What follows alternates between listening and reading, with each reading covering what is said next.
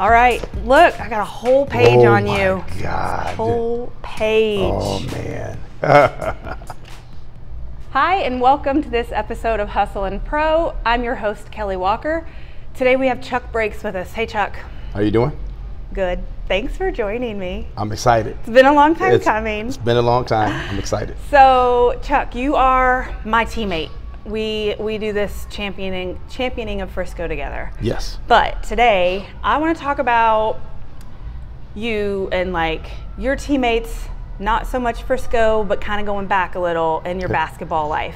Okay. Because that's your main thing, right? We're going to talk about your other things, but basketball is kind of your main things, which is also why we're here. We're at Sports Academy at the Star, and behind us are these little ballers, Mavs and Legends camp. So it's a good setting for us to have our chat. So, but take me through what basketball looked like for you growing up and through however long you played. Yeah, so I was fortunate enough, I was very fortunate to grow up in the south of France.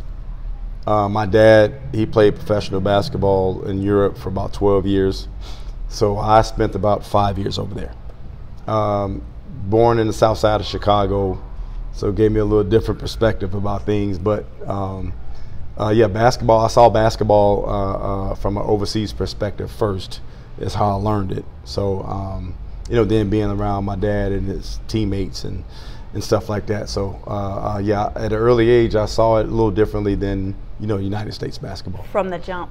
From the jump. From the jump. Absolutely. You had basketball in your life. So then, how long did you play? Where all did you play?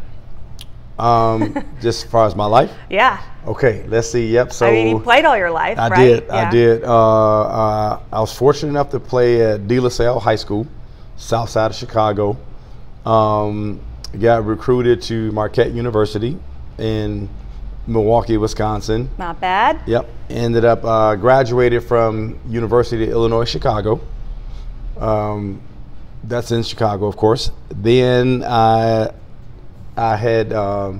played for a team in Alberta, Calgary, and that league wasn't good, so it dissolved.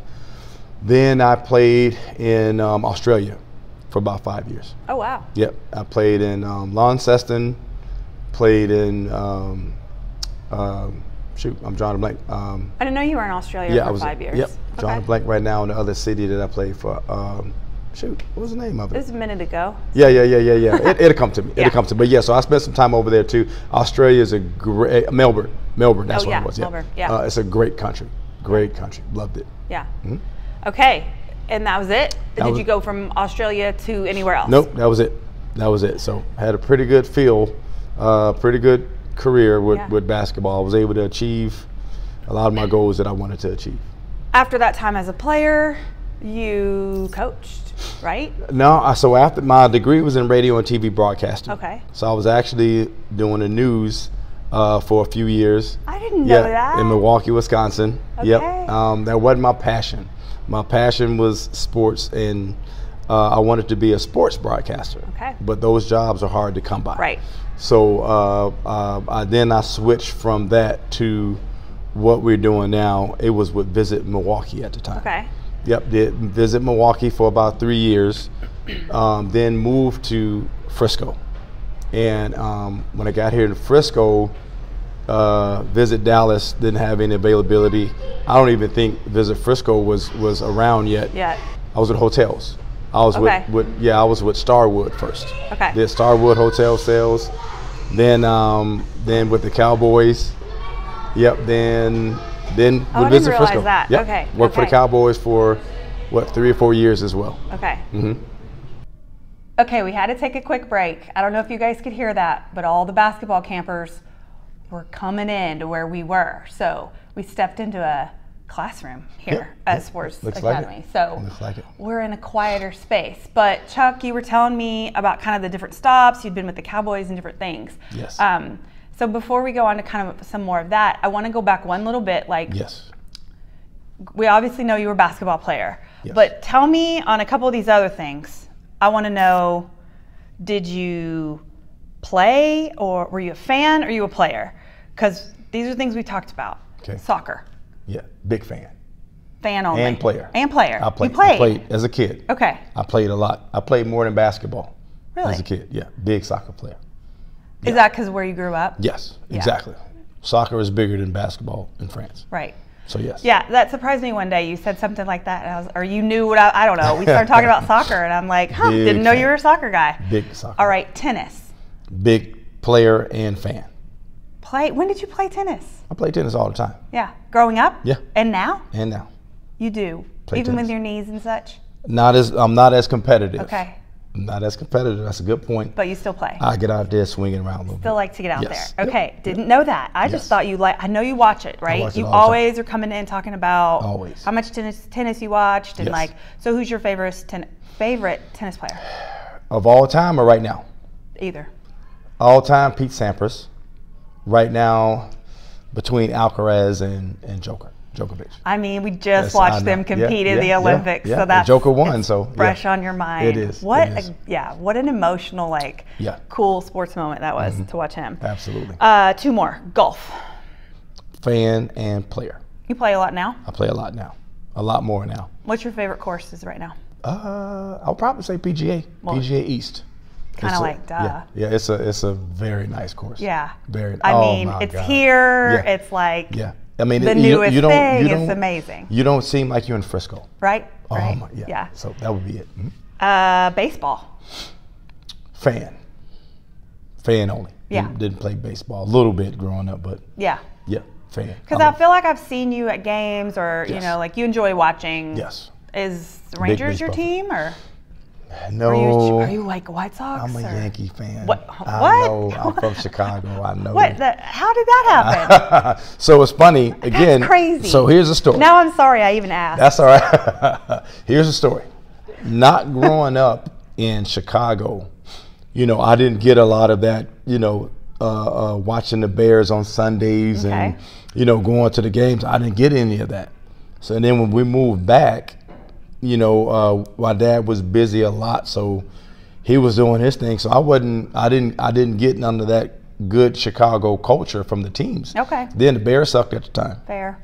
And Chicago had Michael Jordan, of course, which is cool. But like with the Cubs and the Sox, they just weren't good. So in my younger adult days, I met Derek Jeter.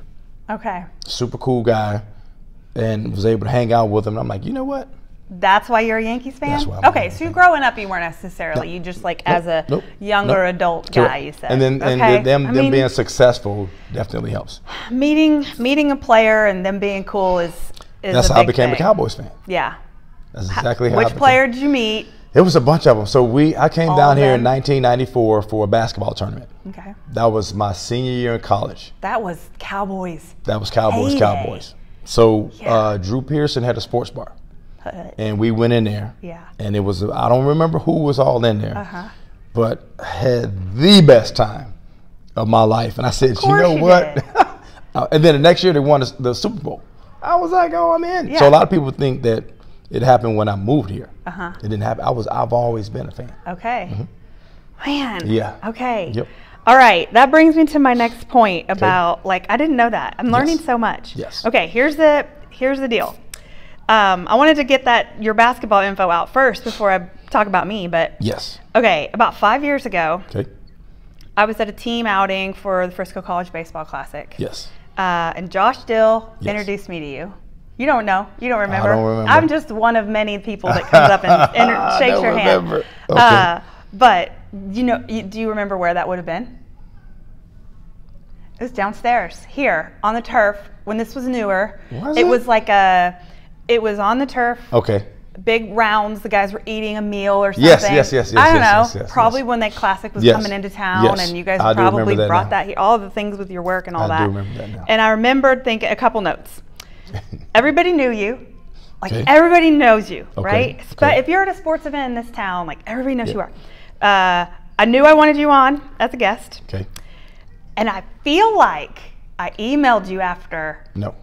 I feel like I emailed you and said, oh my gosh, it was nice to meet you, or LinkedIn you or something. Would like to have you on. So that's my claim to why it took 4.5 years to get you on as a guest. I feel like I tried once and then I wasn't persistent or whatever. So after you, my defense, you did. Hey, I understand. After you did, I think you interviewed. Did you interview Corey? Yeah.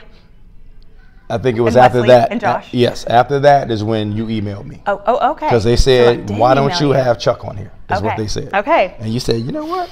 I will. So it was somewhere in all that. And then like silence, like I never knew you until a year and a half ago I started working with you. Yep. And then, and so now like we talk sports all the time. All the time. So that brings me to this, like everybody in sports in Frisco knows you. So I was gonna say like, why is that, right? But the Cowboys story makes a little more sense. Yep. And then you talking about like your job, right, is to know people in sports in this town and in other markets, even more so too, right? Yeah. Sports businesses, so that they want to come do their business here. Yes, absolutely.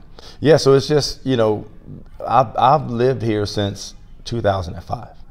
Okay. So, you know, with my sports background and at the time knowing a few of the Dallas Maverick players, so they opened the doors for me to, you know, meet a lot of people. You know, my basketball program, being in the gym every weekend, you know, you get to meet people and stuff like that. So that's pretty much probably where it happened. I mean, like every weekend for years, you know, I'm in the gyms and stuff like that, or I'm at the games and people see me with some of the players that they, you know, they want to introduce themselves and stuff like that. So okay, so that brings me to my next thing. I wrote down, you know some cool dudes. I do know. So like, you know, you talk about like water cooler talk and stuff, and I have to basically walk past your office to get to mine every day, right? Yes. So like, not in a bad way, but you drop names of guys that you know, you've already done it. Right. And I hold back. Drew Pearson? I hold back. Right. Yes. I know you know. I found out one on the way here that you know that I was like, what? How do you know him? Yeah. But you know NBA players, WNBA players, NFL players, like, I swear you know like boxers and you name it. Like boxers? All kinds of athletes and stuff.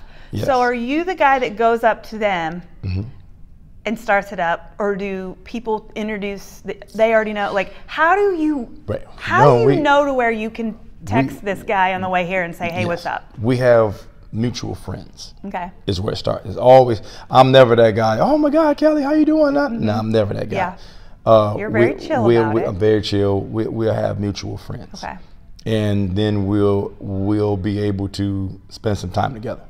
And I consider myself a cool dude, so and that's cool dudes like you. There you go. Right? Like, yeah, that's where that's part of it though. You got to be cool about it. You can't be, oh, I'm a big fan. I want to meet you. I want to hang out with you. Like, you can't. And needy. You can't be needy either. Overdo it, right? Yeah, it can't be give me. Hey, can I get some tickets? Hey, you can't do any of that either. So no. But you've gotten some cool stuff like that. You've told me stories. Yes. Do you remember we sat out here again? Okay. Sports Academy. It was probably Army Bowl, Shrine Bowl. Some event was happening, and we sat out in the front. And you told me a story. I feel like it was a Kobe story. Yes, the U.S. Army. Yeah, Kobe story. Right. About a coworker of mine that was a big Kobe fan. Yeah. And he wanted to meet Kobe Bryant. And I had just started with this hotel. And I heard him say, hey, the hotel had a suite at the AAC. And I knew he was a big Kobe Bryant fan. And I said, hey, I can get you to meet Kobe, but I would have to go to the game. You went out on a limb there. A big limb. A big limb. But see, that's risky. It's risky, but I've already done it. So I knew that I can do it again. Okay, with Kobe, like you had already done that. Well, I knew the system. I knew where the players go out at. I've met Kobe at AAC. Yeah. I met Kobe a couple of times before, to where, again, mutual friends. He don't know my name, but he'd be like, oh, that's the one guy. Give you a hi. Yeah. So I know the players come out one way. I got a friend of mine that'll get us down right there to where the players come out. And I told my friend Joe, I said, Joe, whatever you do, the terminology is don't get it hot. And he was like, what do you mean get it hot? I said, hey, when you see him, don't get, oh my God, yeah. And of course, he got it hot. Sure. So it's hard though. Oh, yeah, if you love these players, like people like me, it's like I either will shut down or I'll be like. Yeah. So he did meet Kobe, but didn't get any pictures. Okay. So now his family didn't even believe him. You got to at least like snap a blurry something, you know. But he didn't. I know. He blew it in the moment. In those moments, you might have like a smidge. 2 seconds. That's it. They might just be walking by and you get the whole like. That's it. Hey. Right there. That's it. That's it. So I was fortunate enough to be in that situation with Kobe a few times. That's how I was able to. I waved Kobe over and he came. Yeah.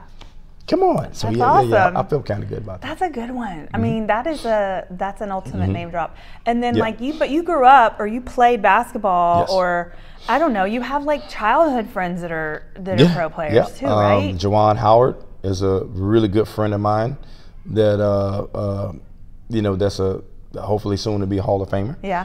Played at University of Michigan. So Michael Finley, he's in the Mavs headquarters, leadership office. Yep.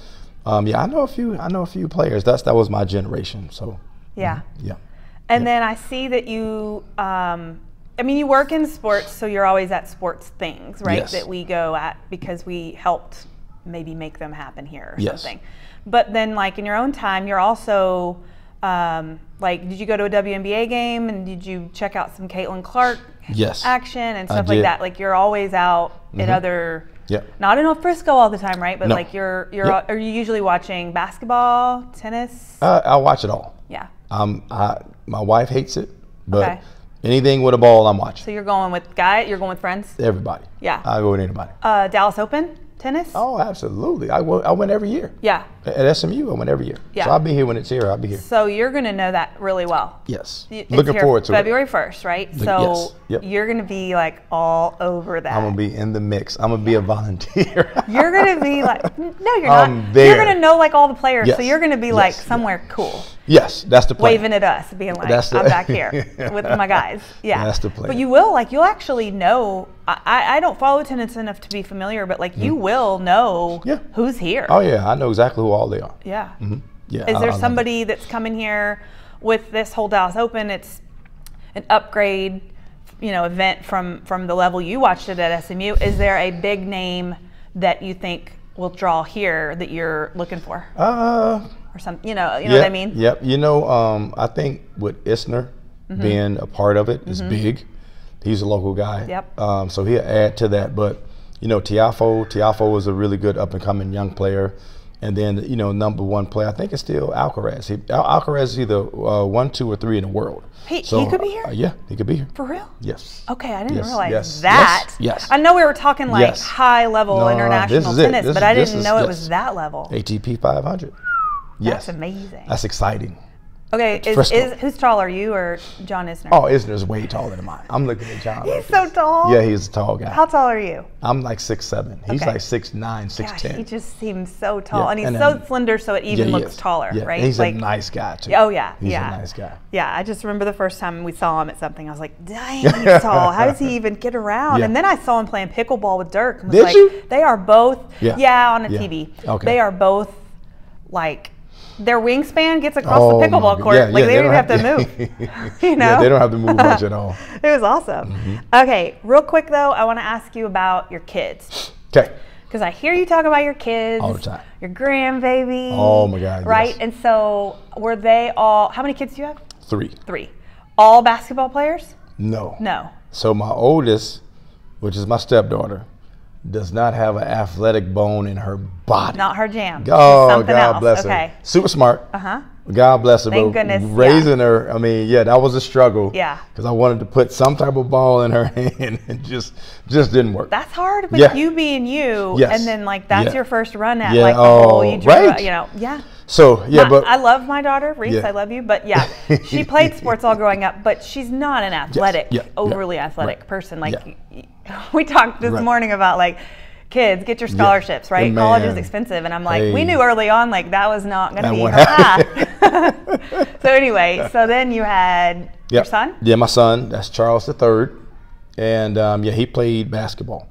And he played all the way up until he played 2 years at Collin County. Okay. Yep. And then the youngest is my daughter. She played soccer first, then she played basketball, and she ended up spending 2 years at a college, Heston College, right outside of Wichita. Yeah. So yeah, and again, my focus is like, hey, get your education paid for if you can. So yeah, they're very sports, very, very involved in sports. Right now they're not. My daughter, she's pursuing nursing. Okay. So all that basketball aspirations had to go, and my son, he's doing real good with photography and drones and stuff like that. So we can't all play sports our whole lives. No, we cannot. All right, so your kids played. Did you coach your kids? Like, I know you were a select coach, right, at some point. So yes.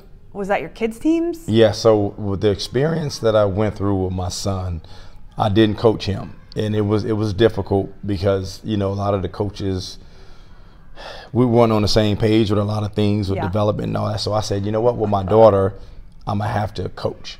So I did start a select program. It was called Swish Select Basketball. And I had it since she was like 4th grade through high school. Oh, wow. Yep. So we played all around the country, all around the Metroplex. And that's another reason how I knew a lot of people too. Big commitment. Oh, yeah, because everywhere you're going, you're also in the basketball connections and venues and Yep. So we carried like 5 girls teams. I would always bring boys in. I trained boys and girls, but I had a girls basketball program. So that was your focus. Yeah. And that because of Jordan, your daughter. Yep, my daughter Jordan. Yeah. Yep. Named after anybody in particular? No, not at all. Not at all. Nope. Okay, so I just got to know. I feel like I asked you that. I probably know this, but somehow I forgot it. Okay. What's your grandpa name? Pawpaw. Pawpaw. Pawpaw. Okay. Yeah. My granddaughter is Dakota. So, really? Yeah. I love that. Yeah, Pawpaw. she's That's 3. Good. Yeah. Whenever I'm around her, like I'm her climbing apparatus. She just has to climb on me and You're a jungle gym. Yeah, for sure. Yeah, I love it. I want change. The jungle gym. Oh man, yes. Yeah, so. I love that. One other thing that we always talk about, not a fun subject to talk about, but with my son going through his ACL issues, you have had a few things, right, over time, but like even kind of more recently. Yes. Did you have Achilles? No. Just. It was, no, I'm sorry. Yes, it was my Achilles. Yes, it was my patella and my Achilles. Patella over there. Achilles. Oh man, yes. As adult. Yes. Yeah. All during my playing career, never had an injury. Patella happened. Coaching? You were. I was coaching both of them. Oh, both. Well, I was just training, and I wasn't even playing. Just out there. I'm out there. Let me just see if I can dunk. No contact with anybody. Nope. No running. Just your body. Went to go dunk. Popped my Achilles. Wait. The Achilles was from trying to dunk. No, the patella was trying to dunk. The Achilles, I was just messing around trying to close out on a kid to block a shot. Nothing. Pop that. No big deal. Oh, Isn't that weird how it happens like that? Like it's just, it was it was going to happen and it's just one step and it happens. Oh man, I don't wish that on nobody. What was worse? The patella. The patella. Yeah. It was. You got a gnarly scar there, and that was a big problem for you. That was I don't wish that on nobody. No. It was not fun, Kelly. No, I told you the end of school year, our amazing middle school principal was like, let's have a staff kids game. That's right.